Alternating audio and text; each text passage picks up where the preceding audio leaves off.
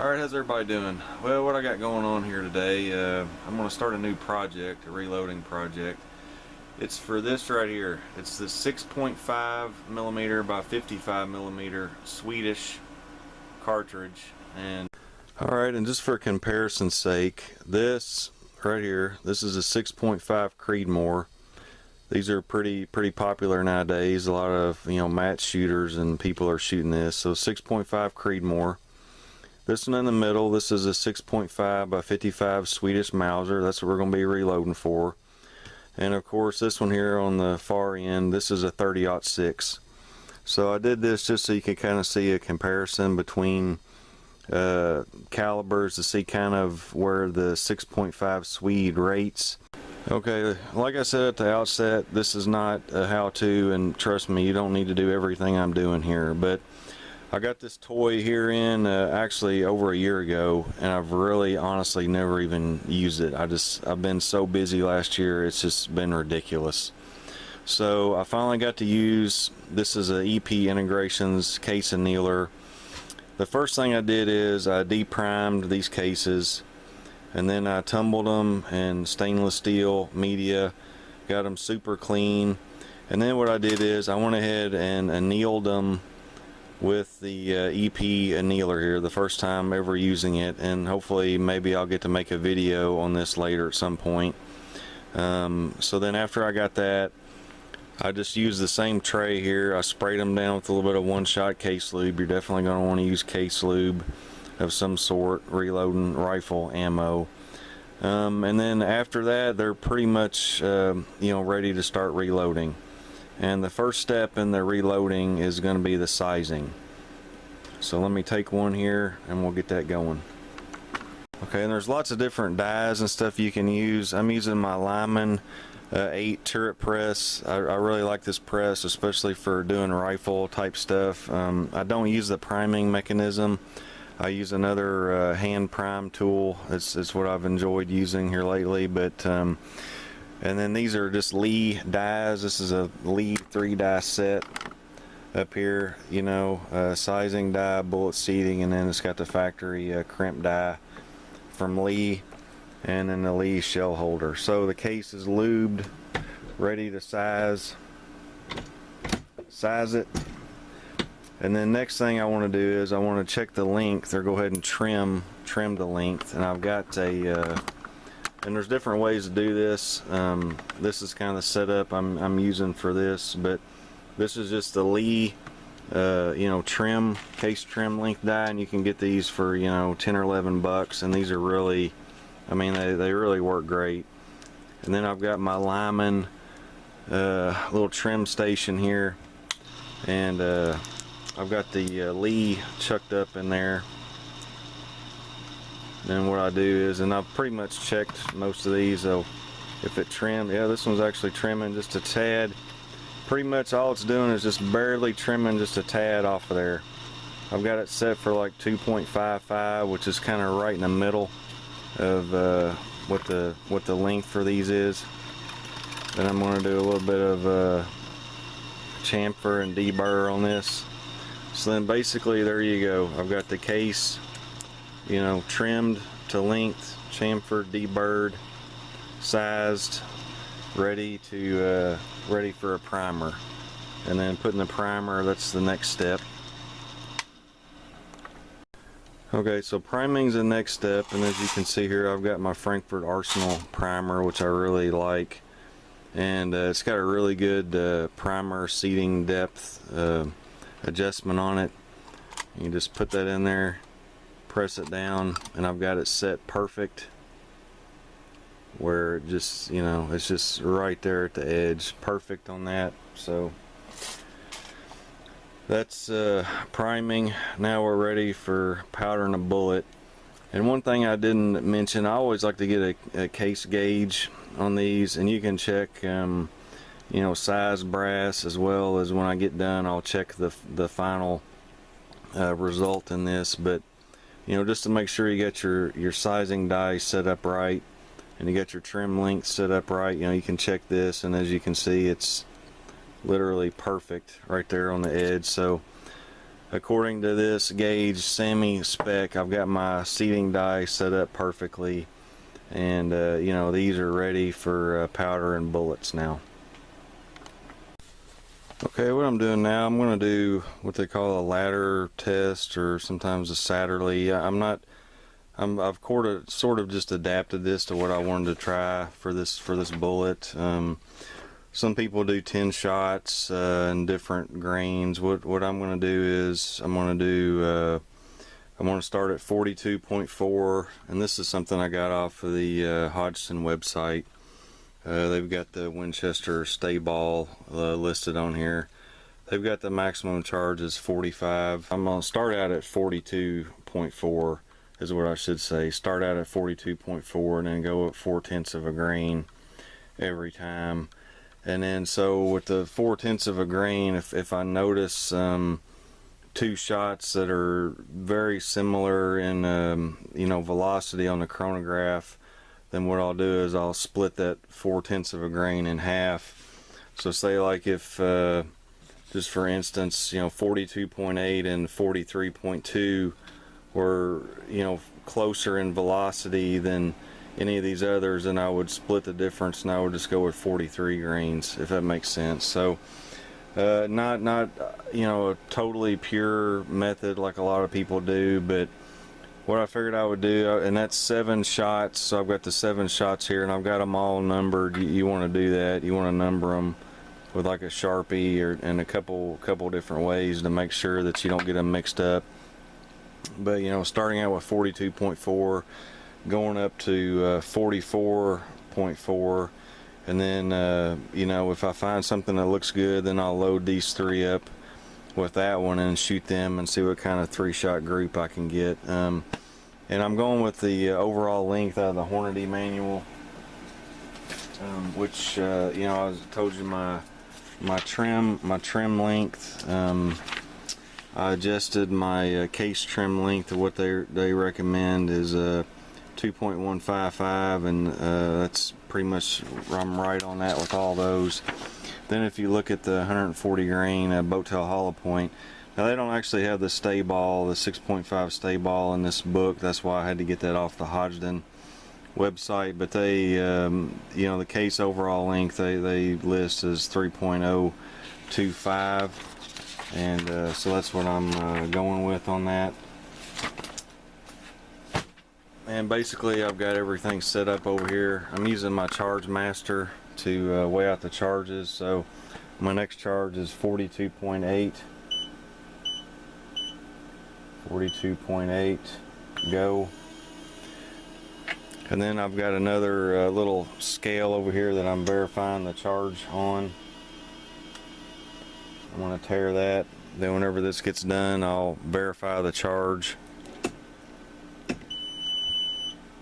So it says 42.8. I don't know if anything I'm doing is on camera, but dump that in there. And 42.76, so pretty darn close enough for me. And here's the bullet, a close-up of the bullet. Terrible camera work here, but you can see it's 140 grain boat tail hollow point, really nice looking bullet from Hornady. So put that in there, and I like to kind of follow it up in there, seat it, and I should be right at or pretty darn close to 3.025. And this bullet here is maybe just a little bit shorter than the others, but it's a 3.021. So you know, you're not going to have probably perfect on these tips. You're going to be off just a tad. And then I've got my factory crimp die set up just to give just a little bit of a crimp. Nothing crazy, just a little bit of a crimp. So there we go. That's the second one. I got 5 more to go, and then we'll go do some shooting on these. Alright, here we are back at my state-of-the-art shooting setup here with my wooden spool and rickety chair, but I've got my chronograph set up, and really what I'm going to be looking for is velocity data, and I'm going to just shoot at my gong down here at 100 yards. Hopefully I can hit it, but really just kind of looking for velocity data and looking for any similarities between charge weights that I use. So let's get this thing going here.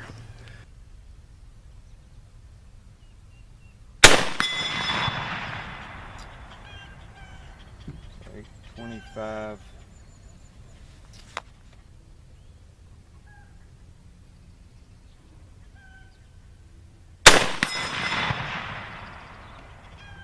2,355.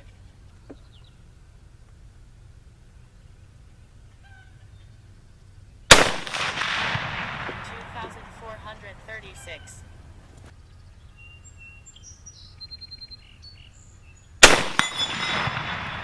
2,437.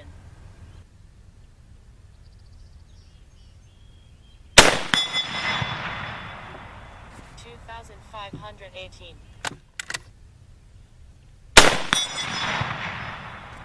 2,525.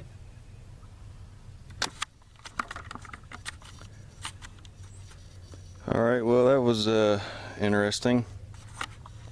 I did 6 shots instead of 7, so the first shot didn't get recorded, which, looking at this, probably not that big of a deal.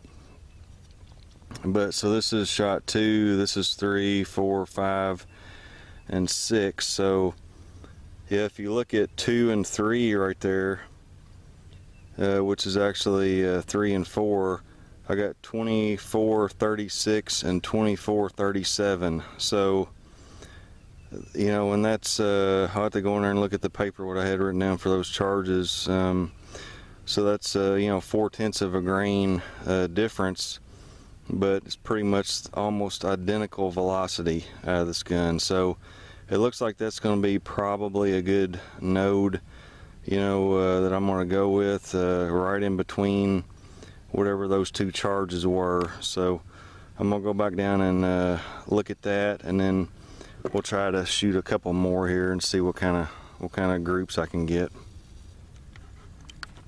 Alright, well the magic number ended up being 43.4 grains, so we'll see what happens. Hopefully I can do my part and shoot halfway decent, and maybe it'll work out for me. I don't know, a lot of it's still dependent on me, and I'm going to try to do my best here. I just got done walking back, and man, I'm out of shape because I'm breathing hard just for walking 100 yards. But let me get this camera ready, and then we'll be back and do some shooting here.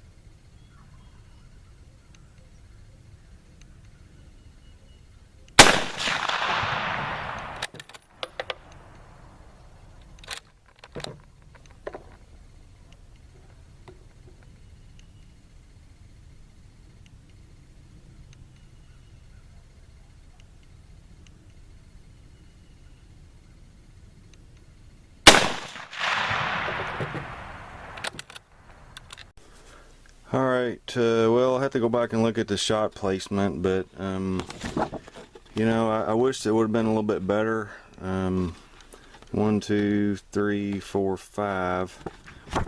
And then you can see them on the back even better. 1, 2, 3, 4, 5. So, you know, I don't know which shot these two were, any of them. I mean, these three were pretty close together. These two here, they're about 1.7 inches apart, and then these are 1.9 inches apart. So it's under 2 inches at 100 yards, which is a lot better than what I was doing the other day. It was just going everywhere. So I mean, I do think I accomplished something. I wish I could have shot a little bit better, but just to recap, 6.5 by 55mm Swede. I hope I didn't say Swiss anytime. Sometimes I say that, but it's a Swedish Mauser. And this is the trim was 2.155 or thereabout. Case overall length 3.025. It's 140 grain Hornady Boattail hollow point. These are number 26335. And I had Winchester large rifle primers, and then I had a Winchester 6.5 StaBall. So why this? I don't really know. I guess because it was the cheapest thing I could find, honestly. And the gun store had plenty of it, and for some reason it was $4 or $5 cheaper than everything else in there. And yeah, I don't know. I had a 6.5 Creedmoor, and that's what I picked it up for originally, you know, the 6.5 Creedmoor, but I thought, well, heck, this is a 6.5, the original probably 6.5, I don't know. So I just went ahead and picked some of that up to give it a try. So there's the ladder, I guess you could call it. I don't really know what you call it, just the kind of range I got. So the two shots that were real close were the 43.2, 43.6. So I decided to go with 43.4. And like I said, this is a 24-inch barrel. So, you know, if you got a different barrel, different rifle, it's probably gonna do something different. But you know, that's nowhere near the max charge. Max charge on Hornady or on the Hodgson's website's 45 grains. So, you know, none of the cases looked bad, nothing looked bad, everything looked great. And basically I did all this with, you know, it was Wolf Gold, once fired brass.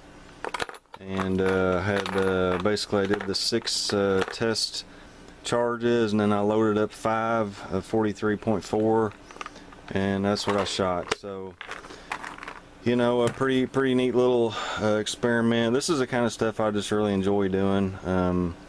You know, so this is what I got into reloading really for, just kind of you know, messing around with different things and trying to find combinations that work well. I'd say this is probably more what people would consider hand loading, you know, but I enjoy it, and you know, this type of thing is just fun to me. So anyways, thanks for watching.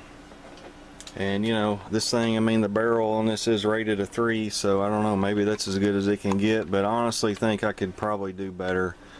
I think I could do better with it. How much better, I don't know. Maybe I could get down to 1.5 inches. I'd like to tighten it up a little bit, but anyways, 1941 Husqvarna M38 Swedish Mauser. There you go. Hope everybody enjoyed the video. Thanks for watching, and we'll see you on the next one. Oh, hello. Just in case anybody's still watching, a little teaser for my next video. I do have another Swedish Mauser. This is actually the 1897 model, M97. You know, the original, this is the long rifle. The M38 is called the short rifle. They also have a carbine, which I don't have.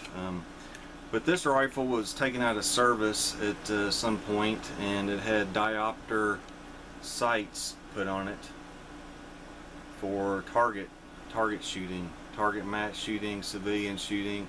The Sweden, they have a you know, thing similar, I think, to the civilian marksmanship program, from what I've read, that they do civilian shooting competitions. So at some point this rifle was turned into a civilian shooting rifle. So what I'm going to do is I'm going to do the same video with this rifle, and it's got the diopter sights on it, so hopefully maybe I'll be able to shoot this one a little bit better. Maybe I'll get better groups, I don't know. anyways, see what happens on the next one. Thanks for watching again. We'll see you. Take care.